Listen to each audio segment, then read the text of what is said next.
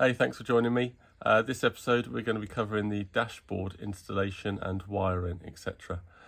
It's not something I've really been looking forward to. I don't totally understand electrics, but I do have the previous car to refer back to. So with that in mind, let's have a look what we got. All right, so here we have my lights, and that's like indicators and hazard lights and warning lights, etc. I have the wiring loom that goes in the back and then plugs into the main wiring loom in the car. I've got a voltage regulator, which is a new part for me because of the type of dials I've gone for, which are these. You'll see them out of the boxes soon enough, but all of the voltmeters and pressure gauges, etc., speedos and fuel gauges are all here. The only thing I'm missing at the moment are all the buttons, and that is the buttons to turn lights on and off, turn hazards on, etc., and the start button, and also the ignition key barrel and the USB socket, but we can definitely make a good start. Okay, so this is the rough layout for my dials and buttons, etc. so far. However, this is my preferred layout, and somewhere down the line, 6 months, a year, I am probably going to swap out my buttons for some switches, some toggle switches, much more retro and period looking. So I don't want to have to drill holes, possibly larger holes, where my switches may go. So for this install, I'm going to be laying out my switches when they finally arrive somewhere else. So it'll still look aesthetically pleasing. Good for IVA. I may even put them in a nice row down here to follow the curve of my centre tunnel.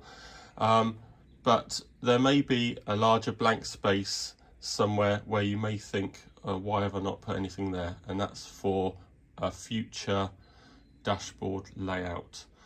All right, now what I will be doing is putting the ignition barrel right over here, which I had before. I think it hides it out of the way. It's behind the steering wheel and the washer stalk, I think. So it's all okay for IVA. And I feel that it's not something that's going to be dangling around on the dash and being annoying. And also, I think you can just subtly put the ignition key in, and then you have all the drama of starting the car by pressing the button here. So I think that's a good call. I'm also going to be putting some of the lights in different places for now. I'm going to probably be putting the lights across the top here, which again might not be a preferred option, but somewhere down the line I'm going to take my time and probably put the indicators above the steering column. Now that does take some work, and I don't really want to have to do it all now, and it does take some chopping out of the return down here, so that I can line up a couple of indicators exactly where you'd want them in eye line, and I can put them up here. But I'm not going to mess about with that now. I'm just going to get them on the dash and have it all working. All right, so first things first, I need to put on my template and put it onto the dash here, and get it all nice and straight and start making some holes. Now, I'm not really sure how to make some of the large holes. I can't remember what I did before to make such good holes. And of course, you've also got to consider the thickness of your material that you're wrapping it in. You know, leather, you've got to make the holes 2 millimeters bigger. I'm doing a temporary wrap of just some kind of leather look kind of film across it, because my trimmers are not going to be ready for another couple of months, and I'm eager to get the car going. All right, so I'm probably going to make the holes fractionally smaller for now, so that the dials fit in nicely. Obviously, these smaller ones, we can get a hole saw for them. Hole saws are a bit notorious for wobbling about, etc. But I think if we just take it steady, and we'll be able to make some nice holes with a hole saw, probably the quickest and easiest method. I've got hole saws that are nearly this large for the larger dials. My one right over here. But I might even see if I got a fine jigsaw blade and see if that can do a nice circle. Otherwise, I'll get the grinder out, the grinder attachment for the drill, which I've been really pleased with, and that is just dead easy just to follow a nice line. It just takes, you know, 1/2 mil off, and it's really quite good. And then a little gentle filing, maybe with a curved file, just to finish it up. All right, so let's get started with some holes. So the first thing you need to do is install the dashboard in the car. There's no good marking up your dials when it's out of the car, thinking that you're getting it straight, because when you actually put it in, you might find they're all at a bit of an angle. So get it in first of all. Now you can see here I'm getting closer and closer. I've been in and out about 8 times so far, trimming off the hole there. And basically what I'm basing it on is it being even on this centre tunnel. So you can see here I've got a fairly nice edge on the left and the right, and I'm just going to open it up very fractionally more. It'll probably end up being opened up a lot more when I actually install the column cover here, but just for now let's just get it over all the plastic work, etc. there, and then what that will help us do is line up and make the marks. Now as you can see, the AK marks are considerably off there. Don't know what they were measuring up. So I'm going to make the holes when I can just get it a little bit closer, and once we've done that, then we can mark up where the dials are in a nice pleasing straight line, and we'll go from there. So time for a little update. I must have been on this about a couple of hours now, in and out. Seems to me at the moment that this top edge is too high. I'm pushing it through the holes and it's hitting the top of the scuttle there. So I'm taking that down gradually, adding more and more lines, because I certainly don't want to make the holes that I've got. You know, you can make the holes quite large because they have large washers on the back of the butterfly nuts, but I don't want to make the holes any bigger because there just won't be enough meat there to hold it all in. And really these, I don't know if you can see there, these at the moment want to be lower, the bolts want to go in a bit lower. Well, that's not possible, so I need to raise it up a little bit, which means just taking the top of this off another 3 or 4 mil. And on this corner, we're not getting it in flush here, nearly in there, but it just all needs a little bit more meat taken off. I've marked it up a bit more just so we can get in flush here. It needs to be able to get in pretty easily, because once you've painted it, you don't want to be messing around and scratching your paintwork up and catching these bolts on your paintwork or anything. It needs to drop in there fairly easily. So I'm just going to take another couple of mil off there. Not that impressed with some of the fixings. When we got this fixing already was sort of cracking off, so I need to be putting in some filler in there. And just during one of my fittings, you can see here that this fixing is kind of levered out slightly. So hopefully if I just take off a little bit more up here, it won't put any more pressure on here. Of course I will then clean this up and glass it all back in, but hopefully there'll be no more sort of pressure. So yeah, so I just need to just take the edge off, keep on playing with it, just gradually see where it's hitting next, etc. And hopefully once that's in there flush, I'm going to call that done so I can mark up my dials. Okay, so some more time has passed. I seem to have got a pretty good handle on the fitting of this now. Quite pleased with the way it all curves in. Unfortunately, around the dashboard is quite rigid. And there's quite a gap here, and it's obviously hitting on this corner first and not allowing it to go any further. So I need to be careful. I can trim a little bit. That'll get it a little bit closer, but probably still not enough. But I think by the time it's trimmed, and I don't know, maybe I can do something with this corner, even if I have to. I don't know if you can soften fiberglass, or maybe I just put a couple of lines, scribes up the back side, just to allow this to flex a little bit and to allow this to go a little bit more flush. I think that might be an idea, but that's my only kind of issue at the moment. The rest of it's fitting pretty well. So I now need to fix this my curved center console and scribe the curve onto the dashboard and cut that out because it actually sits on top of this. So once that's done, we can finally get to making some holes and lining things up. Alright, so it has totally been about 4 hours or so, in and out quite a lot. Final trimming was the curved centre tunnel there. I think I'm in good shape there. Seems to fit pretty nicely everywhere. Probably going to have to revisit it and think about the trim. There's obviously going to be some padded, I guess, leather on the tunnel and the dashboard itself, so I might have to give that another couple of mil all around the bottom. But I think we're in good shape. Obviously, we've still got this slight gap here that will close in a little bit when I tighten up the butterfly behind this one. But there is going to be a slight gap there, so I'm going to just research what I can do about that, or whether the trim will take care of it and finish it off nicely. But I'm pretty pleased with that in the end. Again, we're going to have to look at over the steering column when I put in the plastics around, but that shouldn't be too much of an issue.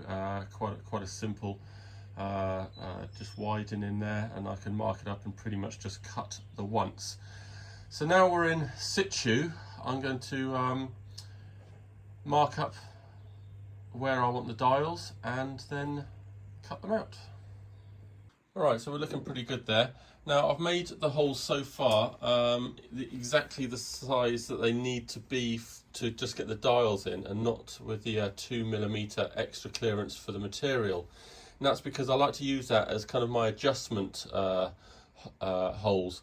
So for example, I think this width here is about 3mm less than this width here, because it's pretty difficult to control a hole saw. So what that allows me to do is just to open up just this edge, just a couple of mil on this edge, to allow the dial just to shift over just very slightly, just that 2 or 3 mil to make it nice and even. So that's how I like to do that. So I'm going to have a little trial fit in a second of my dials. Okay, so finally all the holes are made. All seems to line up pretty nicely. I've got a little bit of play in a couple of the dials, just in case I'm not quite happy, but I think I am quite happy. So I just need to follow through with the ignition hole on the right, and I need to just look at fitting out the steering column surround, excuse me, just around there. Might as well do that cutting out so I don't have to mess around when it's all plumbed and wired in. So I'm just going to measure that up and we can finally start the wiring. So there we go. Pretty happy with that. Nice and neat. Camera doesn't really show, but I don't know, 4 or 5 mil gap all round. Just a little touch of filing, I think, either side, just to drop those straight down, and we can finally stick our dials in and do some wiring. Oh my gosh, how I've been looking forward to that. Not. So let's go and have a look and see what's happening inside. So there we go. We've got it all looking fairly decent. As you may recall, I can't get to my trimmers for a good couple of months after IVA. So I've been forced to trim this myself, just with some cheap vinyl, kind of leather looking. So cheap that it was actually melting with the adhesive, but you know, not too bad of a job in the end. A couple of little glue marks, but this isn't the final thing, and it's good enough to get us driving through the summer. I'm very happy with everything. Good tip, I guess, actually, to have some a little swatch of vinyl or something to test your holes.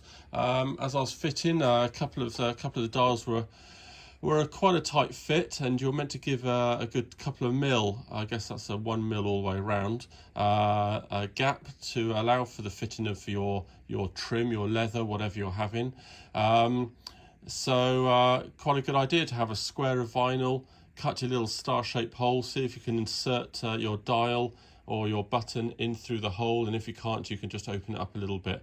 I think you can get some of this dead cheap. It's literally £1 for a foot square, so get a couple of those, and maybe that's a good idea to try. So this isn't my final layout either, as you know. I'm going to be possibly swapping these buttons for switches, and they'll be in a slightly different position up here. So I just wanted to stay well away from where I'm going to be making holes. And it's just as well they're not going here, because I have just noticed that this switch is quite off, but it'll do. It's absolutely fine. The rest of the dials are all a-okay, and I'm very pleased with the lights as well up here. So that's all good. I should just mention that I used various hole saws. 102mm hole saw was pretty good. Make sure your arbor is quite low down, so you're not too far away. The hole saw isn't too far away from the surface, because otherwise you're not going to get it straight on. And if you're not careful, it will make the hole too big. But I think if you just do a very accurate 102mm, you should be okay. Certainly my dials fit really nicely. So, but I wouldn't want them any bigger, otherwise they're just going to fall through or not sit straight and square. Also used, I think, 51mm. Got a couple of different arbors to fit the tools, and I think the 51 was a touch tight with the material in, so then I just used one of my favourite tools, just a little grinder attachment. Get a set of 5 for like £7 or whatever on eBay, and these are excellent, and you can control them really finely. Keep your hand on your drill and your and what you're drilling through, what you're just taking the edge off, and they opened up the holes really nicely. And of course I opened up the holes on the side that I needed to, just to get my gap in and distance in more accurate. So really happy with that. It's literally just whip round, and they take about 1 mil off, and keep trial refitting. All right, so with that all finally in, and everything fits lovely into the dash, into the car. So now we have to look at the wiring. Blimey, I'm no expert on wiring. So what I did on the last one, to attempt to make it neater, because wires go all over the shop. You've got wires for lighting, earth, power, and whatever sensor it's going to, and they're just spread out everywhere. On some, it's a good idea that you can do some daisy chaining. So, for example, all these switches, I believe you can daisy chain the earths. The connectors are really small. They don't really like 2 wires going into them. So make sure you solder where you can.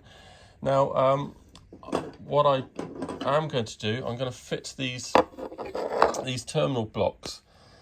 And that is because, all of these dials, etc., need an earth. And although you can daisy chain, I think that you wouldn't know where the failure point is if you daisy chained them all and a couple of dials weren't working, etc. So I actually like to feed back my earths all to their own terminal, and just screw them in here. A couple of these I double up, but at least they're on their own wire and their own terminal. And then I do the earth from this post, into the car.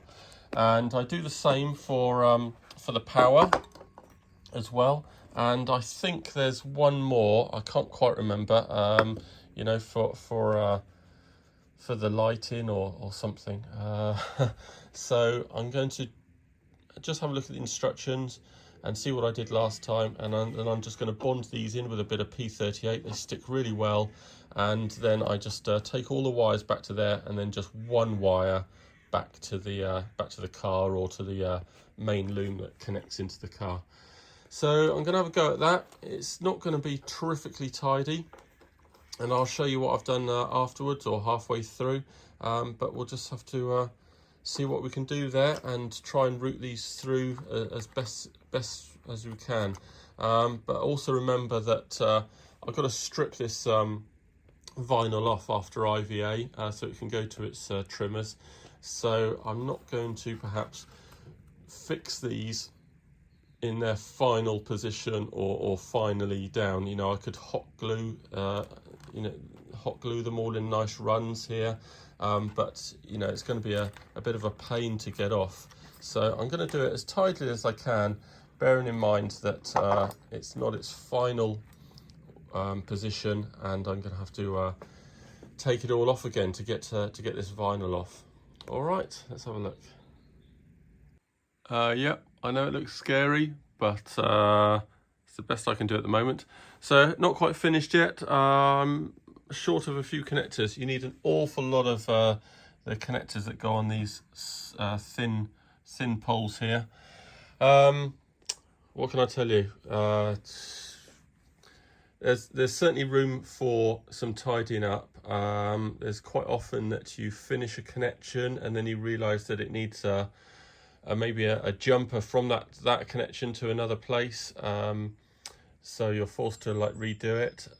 It's the first time I've used a voltage stabilizer, so the power for the instruments kind of has to go to this voltage stabilizer, which needs to be earthed as well, so I've put it onto my earth block here. Some of the instruments get power before the stabilizer, such as the voltmeter, and then I've taken another one all the way to my other power block, which gives power to my speedo and tacho, and then some instruments need the stabilized voltage afterwards, so they come from the I think it comes from the eye. You might need to check that. So that goes to my water and somewhere else. They've changed the colour but not updated the instructions yet for a connection to the fog light. So it's meant to be violet and I can't remember now, violet and something, and they've changed it to be oh yeah, they've changed it to be blue and orange. So blue and orange is the one that used to be violet and something, so that needs to be going to my fog.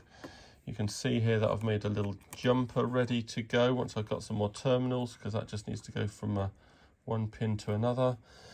And then there's other things that I could do. So this orange and purple wire, they need power on the once ignition is activated, so it needs to go to the same side as the thick yellow cable.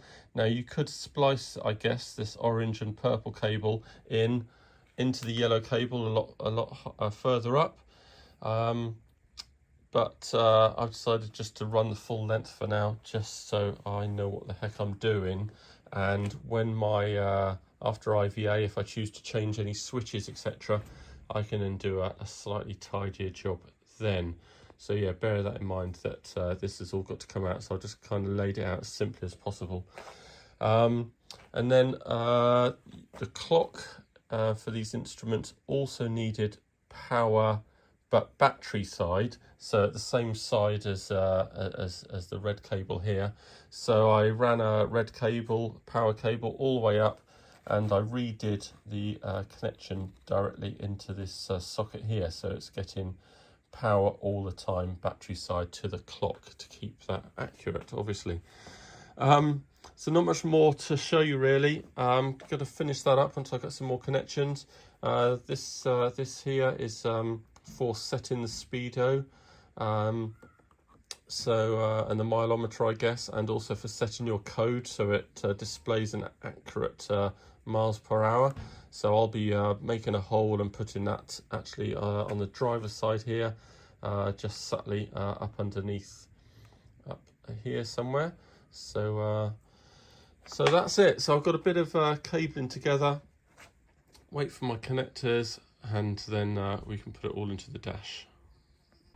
So now we have to get on with wiring the steering column stalks. Now the light stick main beam is dead easy. They've got a couple of charts. I've chosen the E34 steering column chart for mine, and it really is quite simple to follow. So you find your colours, and you need to put them into the correct corresponding socket for the socket on the AK loom.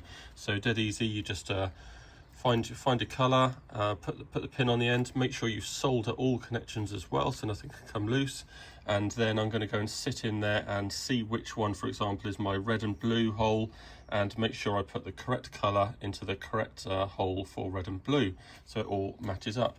Dead easy. Horn equally easy. So that brown wire there goes to your push button on the steering column, and the terminal will go into blue black socket here, whichever one is blue black. Now that lines up with the blue black wire coming out of this side of the car, and basically that just goes straight onto your horn, onto each terminal on the horn. And then back on the steering column, when you put on your steering wheel boss, this one terminal will fit onto one of these terminals, and the other one you need to put a short little section on, you know, a couple of inches long, just with a terminal on there and a loop terminal on the other one, and you've basically sandwiched that little short one in between the steering wheel and your column. Just put it on here, or maybe you can fix it onto the back with a nylock or something, and that creates your earth. So that will feed the earth all the way back, and this one basically ends up connecting, you know, through the metallic ring here to your black blue. And when you press it, I guess it all presses and makes a contact and makes your horn sound. And that's all dead easy. And of course I've got the connections here for this big socket, so that's dead fine. Now the other side is for your wipers. It's a little bit trickier, and that's mainly because there's a lot of numbers on here that you're trying to make sense of. Connection 2, connection 1, you know, for a time I was looking at the little embossed numbers on here. You might just be able to make them out, but actually you don't need to worry about any of that. There's 3 wires that you don't need. Mostly they got blue in them. However, you know, until everything's working, I'm not going to cut them short. I've just tucked them out of the way. That's likewise on the other side as well. I've just tucked these ones out of the way. They're not needed, but you know, just in case, until everything's tested, and then I'll cut them off and put some heat shrink on the end. Anyway, back to here. Basically, you don't take any notice of the numbers, you just need to be taking notice of the colours, okay? So whether you've got an E30 steering column or 34 or 36, you should be able to work out what you have just by the colour of wires that are coming off it. And quite simply, BW is black white, and that needs to go to black white on the AK loom. Now I've already done a little picture here of if the clip was this way around, and I've done this, and that's because you need to put the wires through here, I believe, for these terminals, and then you push them back into place. So purple top left on the AK loom relates to over here. Purple on the AK loom in this position relates to NP, which is brown purple. So I know that brown purple goes up in this place here, and I've got a little diagram there of which hole is which. So I'm going to put them through the correct holes, put my terminals on the end, solder them, push them all back and click them into place, and then we are ready to rock and roll. In actual fact, as you can see, that is the wrong way around. It needs, because that's the clip, I think, so I need to be inserting them from here. I need to go and double check that. So that's what you need to do. Don't worry about the numbers, just look at the colours, and yeah, there's a couple that you don't need. So I'm going to go and tidy that up. Alright, here we go. So this is just first testing. We're not attempting to start yet, so I'm just going to put the power on, and let's see what we get. So the clock should be the first thing to do something. Yeah, so I can adjust the clock just by keeping my finger on the button. Okay, so now let's turn the ignition. I need to just tighten that. Let's just hold it for so I can turn the key. Good, so that's fuel pump running, which is great. So let's see what we've got here. That's the washer jet. Washers are not working, so I'm going to have to check that out. Luckily I left all before cutting off any of the excess wire here on both the stalks. So I bundled it all up just in case there was an issue before cutting it off, just in case I still need these. So I'll have to review my wire in there. Oh, indicators are happening, and the correct light. Going fast, probably because I haven't got the rear indicators hooked up, or I have, but I haven't got the side indicators, and I believe it all makes a connection. So I need to put the side indicators on. Let's try. Right, so that illuminates everything except for the fog, which is correct because that should only illuminate when it's pressed in. And I can see I've got lighting in my dials. Fantastic. And headlights. And if I pull the stalk, they flash, or push it forward and they stay on. Awesome. And then we've got a fan. Awesome. And hazards. So again, that is flash in the front but not the back because I haven't completed the circuit. And I also haven't got the fog light plugged in, so that's not going to work quite yet either. So let's turn all that off. Pretty good. Okay, so a bit more information. What I had assumed didn't matter which way it was wired does matter. So these little side lights, white is earth. I thought the black would be. Anyway, it works that way around, right? So that's all good. Now I didn't actually try this. This has actually got some sort of dodgy connection here, so I need to just check that on the inside. But I don't know if that started working also once I had connected these earths. So I connected these earths because I haven't actually got the reverse and fog light yet. Obviously once I had a reverse and fog light, that connection would be made. So for now I've just bridged that, and I've now got indicators all the way around. I also tested my brake lights, and my wipers also work. So let me just turn that. So my wiper motor now works, although it is going the wrong way at initial start. So I just need to just check the workings and maybe just move the ramp section around. So I'll have to have a look at that. But all pretty happy there. Everything's a-okay. Speed on 0, that's all good. So yeah, going on from the dashboard stuff. So I've got my positive and negative to plug into the USB socket in the side of the dash cubby hole. I put a terminal on the end of the wire that comes out of the gearbox that sends the pulses, if you like, to the speedo, to show the speedo. So that just is a nice easy connect when I connect to the rest of the connections there. Now the immobilizer, which I haven't fitted yet, and I probably can't really show you being fitted, also has a kind of warning red light. So I've put that on the top of the cowl there, which is just one long wire which then connects back into the immobilizer.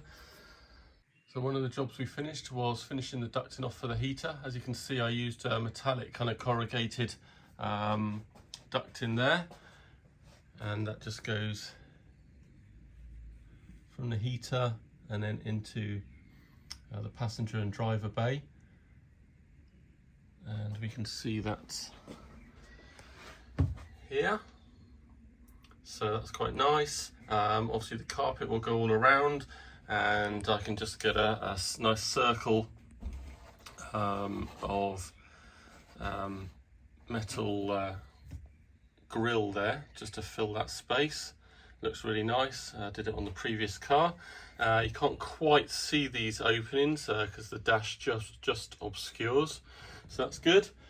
Another job that we completed was putting the battery in with the battery tray. Dead easy. Battery tray from AK, 4 holes straight through. They need to be countersunk bolts so the battery slides in and out, so that's really good. Got a good solid earth there. Got my quick release but quite tight battery terminals, and we also fitted the kill switch here. Again, another easy fit, and that was just 4 bolts straight through, and we can turn on the electrics, turn off the electrics, and it's also a removable key. So that's all good. Big terminals up behind, all soldered, crimped really well. Fuel sender, dead easy. Just cut to length so you can get the full range of full and empty before it hits the bottom of the tank. So that's in, as is the connection for the rear light here. Alright, so as ever, I hope you learnt something. In the next video, we're going to be looking at the handbrake and installation of the wiper motor. See you again.